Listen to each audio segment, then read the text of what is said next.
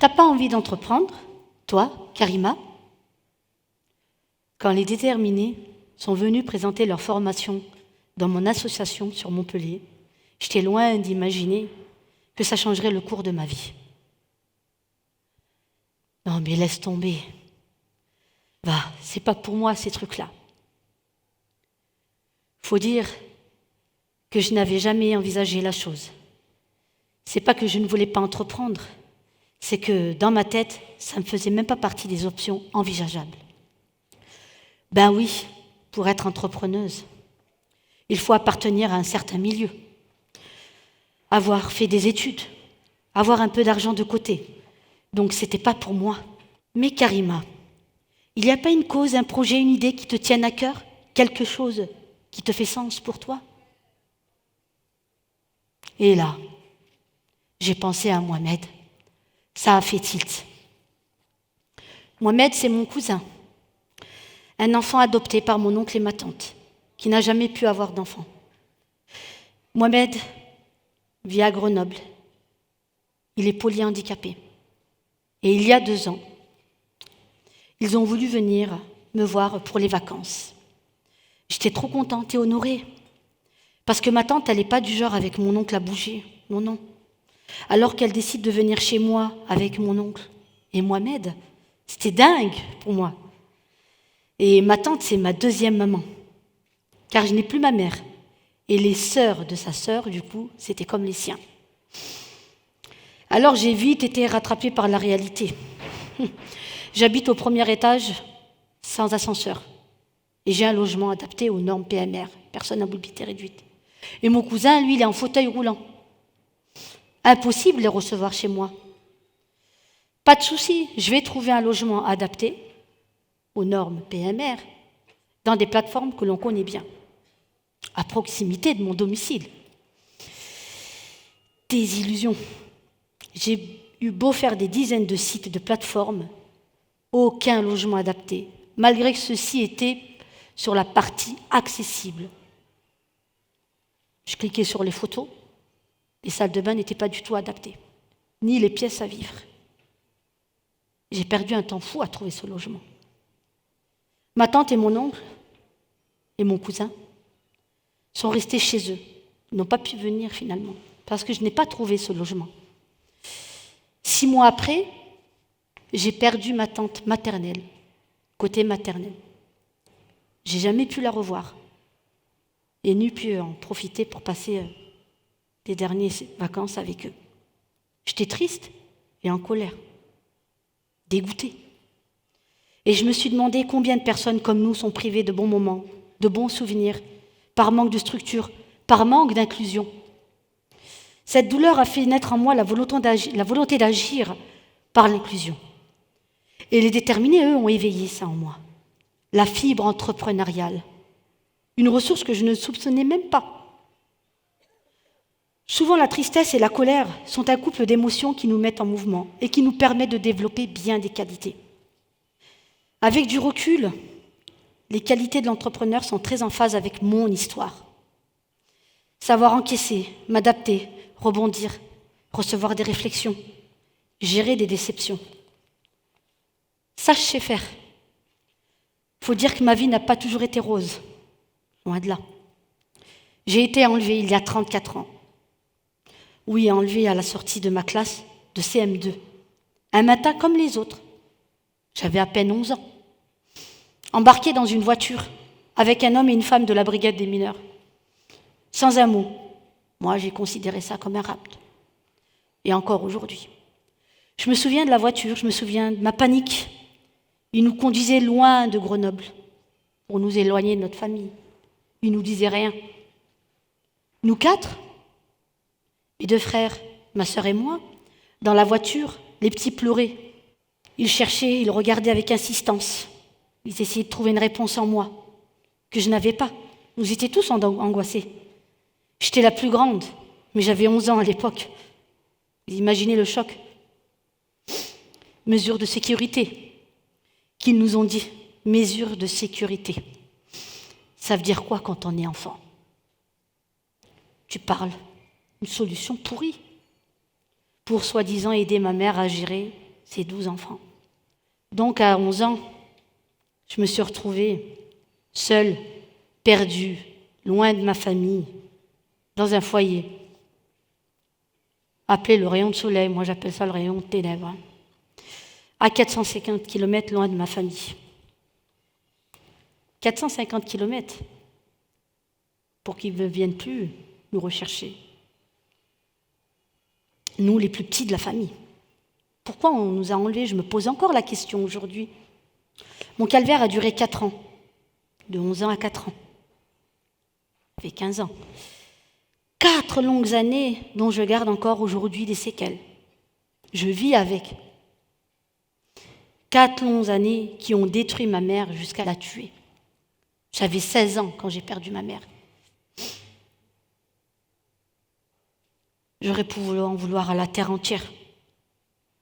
Après ces 4 années dans ce foyer, j'aurais pu être marginalisée également. Et avec le temps, je suis passée par plusieurs épreuves. Des petits boulots à droite à gauche.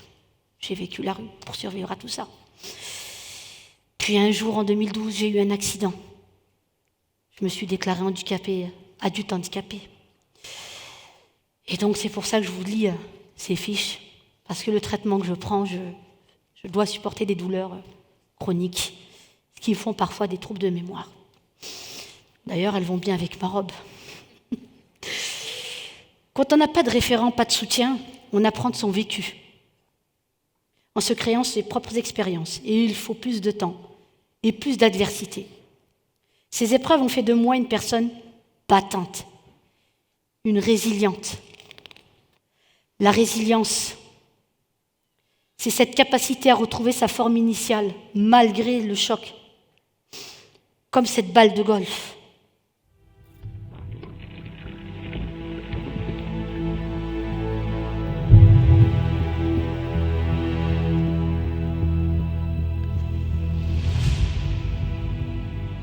La résilience, oui, c'est tout moi. Malgré les difficultés, j'ai toujours gardé l'espoir et la foi. Et j'ai décidé de mettre mon énergie au service d'une action qui a du sens.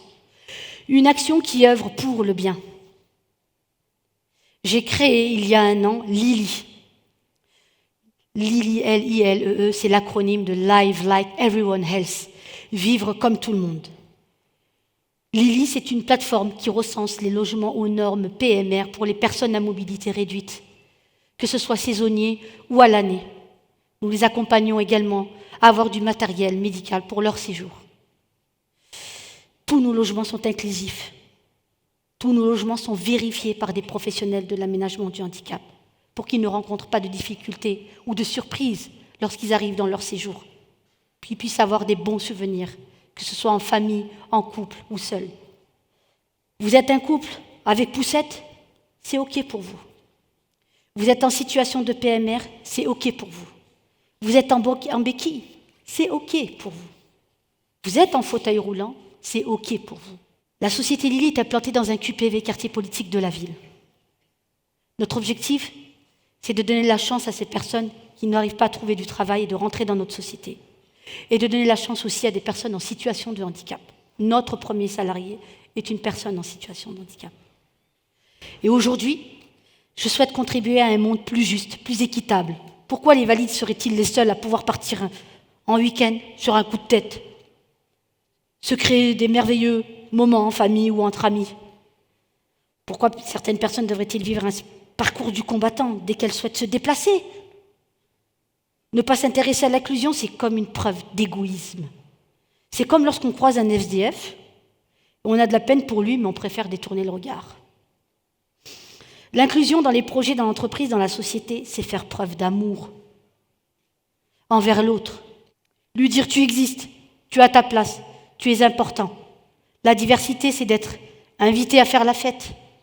L'inclusion, c'est d'être invité à danser. Et ça fait toute la nuance.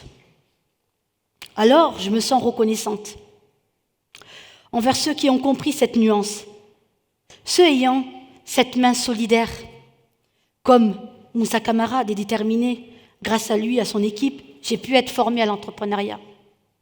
Je n'y connaissais rien à l'entrepreneuriat. Et aujourd'hui, je suis là devant vous. J'ai créé Lily. Il m'a validé, il a vu ma détermination et ce truc en moi, en plus et pas en moins. Et j'ai une autre main solidaire à remercier, Vincent Harvis, du réseau Initiative Montpellier-Pic Saint-Loup. Alors lui, il m'a attribué direct un prix d'honneur. C'est beau ça, c'est fort en confiance en l'autre. Et puis je me souviendrai de vous, Vincent, Guillaume, quand vous êtes venus signer le partenariat avec Roger Chartier, qui est parmi la foule, je ne le vois pas, aux Grisettes à Montpellier. Et quand vous m'avez interpellé, que vous avez dit « on vous aidera », et vous m'avez aidé, merci. Et puis, des mains solidaires, j'en ai eu plein pendant ce parcours, chez Pôle emploi,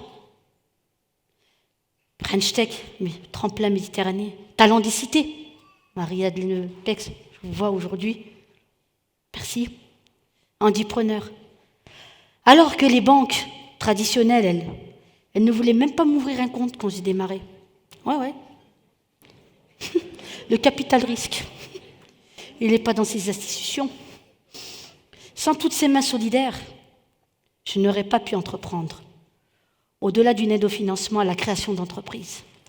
Grâce à votre engagement humain, à mes côtés en proximité, et ça, pour moi, ça a du sens, bien au-delà d'une bourse ou d'un prix, des concours. L'inclusion, c'est un regard porté sur moi-même et mon potentiel, sans préjugés. L'inclusion, ce n'est pas de l'assistanat, c'est une occasion de donner, de se révéler. Permettre à l'autre de se révéler, ça demande du temps, de la patience pour comprendre une situation, pour adapter l'accompagnement. Et les mots à dire. Moi, par exemple, je me suis déjà retrouvée face à une conseillère qui s'agaçait parce que mon projet ne générait pas de chiffre d'affaires rapidement. En 1 an, tout ce que j'ai fait, si vous regardez mon parcours, aujourd'hui, je suis fière de moi et mes enfants avec. Et je me dis, waouh, ça c'est une force. Alors oui, par rapport à d'autres, je suis mère célibataire avec 5 enfants, avec des crises de santé paralysantes, chroniques. Parfois, c'est vrai, ça fait ralentir la cadence. Et pour autant, je ne suis pas une flemmarde. Non. J'avance pas à pas, doucement, mais sûrement, pour une cause honorable, au-delà des chiffres. Pour ce temps, pour adapter l'accompagnement, c'est faire le choix du sens et pas de la rentabilité immédiate. Oui, je suis une battante. Oui, j'agis au quotidien pour un monde plus inclusif. Mais plutôt que de m'indigner, de me mettre en colère face aux injustices existantes, je préfère garder espoir et porter un regard positif sur l'avancée de cette noble cause. Car je sais ô combien la colère et l'agressivité ne mènent à rien qu'à notre perte. Je me suis relevée, je me suis battue et je continue de me battre aujourd'hui, à vos côtés, pas à pas, vers plus de justice sociale, plus d'équité, plus d'inclusion, plus d'amour. Je vous invite, pour terminer, à regarder vos mains. Je vous demande de regarder vos mains. Tout le monde, regardez vos mains. Sont-elles ou ont-elles été des mains solidaires? Des mains d'amour pour l'autre, des mains soutenantes, des mains réconfortantes, des mains inconditionnellement inclusives, comme des parents prenant pour la première fois leur enfant dans leurs bras. Et aujourd'hui, j'aurais aimé que mes parents me prennent dans leurs bras et me disent « Bravo ma fille, je suis fière de toi ». Merci à toutes et tous.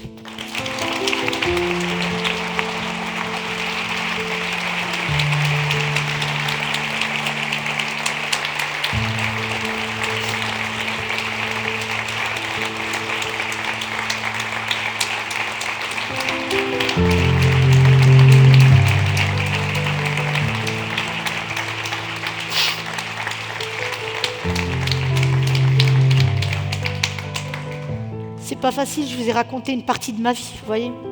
Des fois dans la vie, on voit des gens toujours sourire, mais ils se battent quand même. Voilà. Même si j'ai eu un certain vécu qui a été très difficile, moi j'ai décidé de rester sur la voie positive. Voilà.